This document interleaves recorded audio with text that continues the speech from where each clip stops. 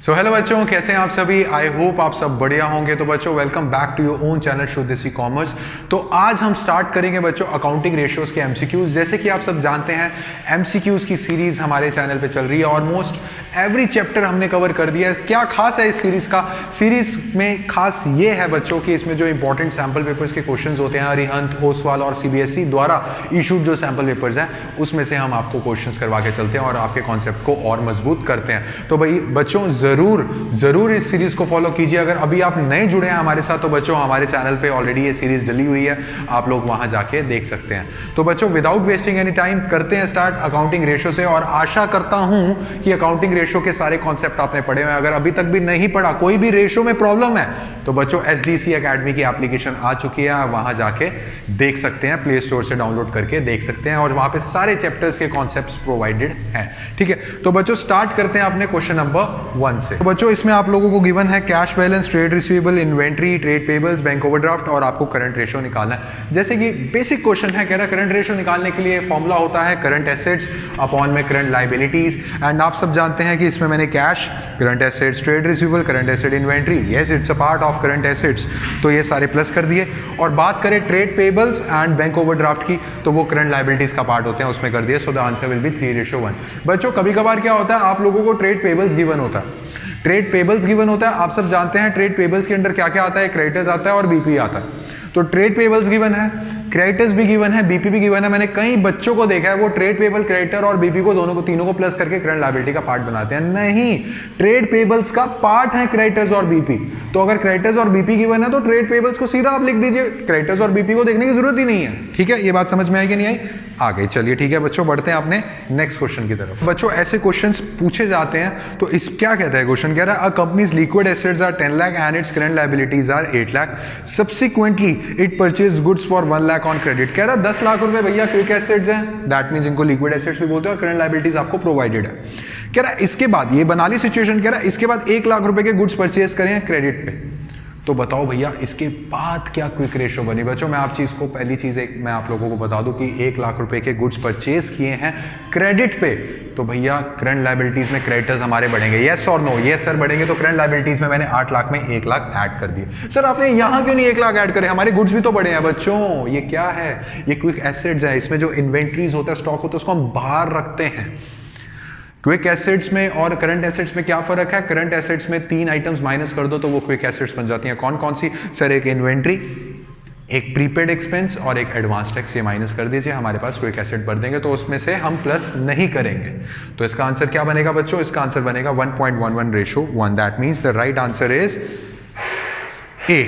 ठीक है, तो बच्चों बढ़ते हैं अपने नेक्स्ट क्वेश्चन की तरफ। देखो बच्चों अलग अलग आपको मैं क्वेश्चंस करवा रहा हूँ डिफरेंट वैरायटी के, तो प्लीज बने रहिए, अच्छे से देखते रहिए कैसे कैसे क्वेश्चंस आ सकते हैं।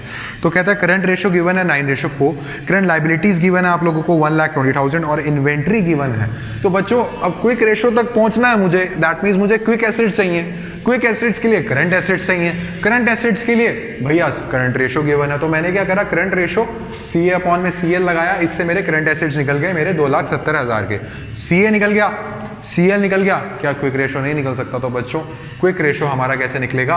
अब क्विक रेशियो के लिए मुझे चाहिए क्विक एसेट्स। अब क्विक एसेट्स हैं निकालने हैं, करंट एसेट्स हैं। सर करंट एसेट्स में से गिनती की 3 आइटम्स माइनस कर दो, प्रीपेड एक्सपेंस, इन्वेंट्री और एडवांस टैक्स, तो क्विक एसेट आते हैं। तो यहाँ पे सर प्रीपेड एक्सपेंस गिवन है तो भैया ये माइनस कर दो, ये लो।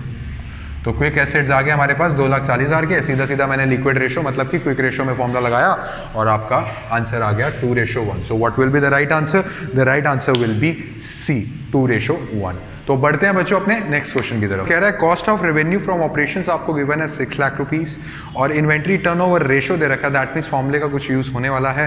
कह रहा है फाइंड करो वैल्यू ऑफ ओपनिंग इन्वेंट्री। अगर ओपनिंग इन्वेंट्री 8,000 कम है क्लोजिंग इन्वेंट्री से, तो इस केस में मैं सीधा सीधा हिसाब है कि जिसके बारे में बताया हो उसको निकालने के लिए दूसरे वाले इन्वेंट्री को आप X ले सकते हैं। जैसे वो बोल रहा है ओपनिंग इन्वेंट्री जो है वो क्लोजिंग इन्वेंट्री का 8,000 कम है, तो क्लोजिंग इन्वेंट्री ले लीजिए आप X।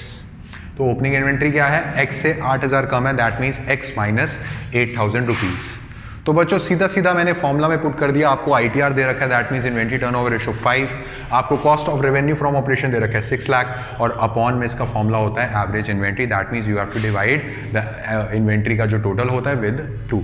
तो ऐसे ही मैंने किया, X इज ओपनिंग क्लोजिंग, तो इसको मैंने अपॉन डिवाइड बाई 2 करा, 2 को मैं ऊपर ले गया, तो करा के बच्चों मेरे पास x निकला है 1,24,000। But x is not the answer. उसने पूछा ओपनिंग इन्वेंट्री कितनी होगी, तो भैया अगर क्लोजिंग इन्वेंट्री 1,24,000 निकलती है तो ओपनिंग इन्वेंट्री उससे 8,000 कम निकलती है। That means what is the right answer, 1,16,000 is the right answer. तो बच्चों ऐसे क्वेश्चंस आने की पूरी संभावना है, तो अपने दिमाग को इतना अच्छे से मेंटेन रखो, ये प्रैक्टिस करके क्वेश्चंस इतना अच्छे से अपने आप के कॉन्सेप्ट मजबूत रखो कि ऐसे क्वेश्चंस फटाफट विद इन 2 मिनट्स 3 मिनट्स आप क्रैक कर लें। तो बढ़ते हैं बच्चों अपने नेक्स्ट क्वेश्चन की तरफ। अब ये क्वेश्चन पूछा जा रहा है डेटर्स टर्नओवर रेशियो को। परेशान नहीं होना कि डेटर्स टर्नओवर रेशियो तो था ही नहीं, ट्रेड रिसीवेबल टर्नओवर रेशियो था। बच्चों ट्रेड रिसीवेबल टर्नओवर रेशियो में डेटर्स भी तो आता ना ट्रेड रिसीवेबल में, तो परेशान नहीं होना, उसके अकॉर्डिंग फॉर्मूले को चेंज कर लो। तो कहता है कि भैया हमें दे रखा है total credit revenue from operation 5,40,000, average collection period दे रखा है 3 मंथ्स, ओपनिंग डेटर्स दे रखे हैं 1,10,000 and it's closing debtors will be. बच्चों एवरेज कलेक्शन पीरियड दे रखा है, दैट मींस ये क्वेश्चन जो लास्ट वाला पार्ट था वो फर्स्ट वाले पार्ट से हमें शुरू करना पड़ेगा। That means average collection period का फॉर्मूला क्या था, 365 डेज अपॉन में डेटर्स टर्नओवर रेशियो। फिर मैंने देखा कि जो एवरेज कलेक्शन पीरियड दे रखा है वो मंथ्स में दे रखा है, तो उसी टाइम मैंने 365 को कट करके क्या लिख लिया, 12 महीने लिख लिया।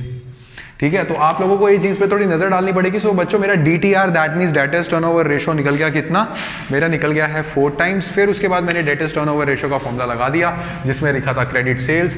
बिल्कुल sir, credit revenue from operations का मतलब क्रेडिट सेल्स ही होता है, उसमें ये गिवन था और मैंने जो क्लोजिंग है उसको C रखा। सारा कुछ कैलकुलेशंस करवाने के बाद मेरे पास क्लोजिंग डेटर्स कितने का निकले, 1,60,000। एवरेज डेटर्स में अपॉन में 2 लगाना मत भूलना, ये चीज मैं आपको बता रहा हूँ। तो ठीक है बच्चों, ये थे थोड़े बहुत क्वेश्चंस जो मैं आप लोगों को करवाना चाहता था। अभी और क्वेश्चंस मैं आप लोगों को ट्राई करवाऊंगा, वो आएगा पार्ट नंबर 2 में, ताकि ये वीडियो ज्यादा लंबी नहीं हो जाए।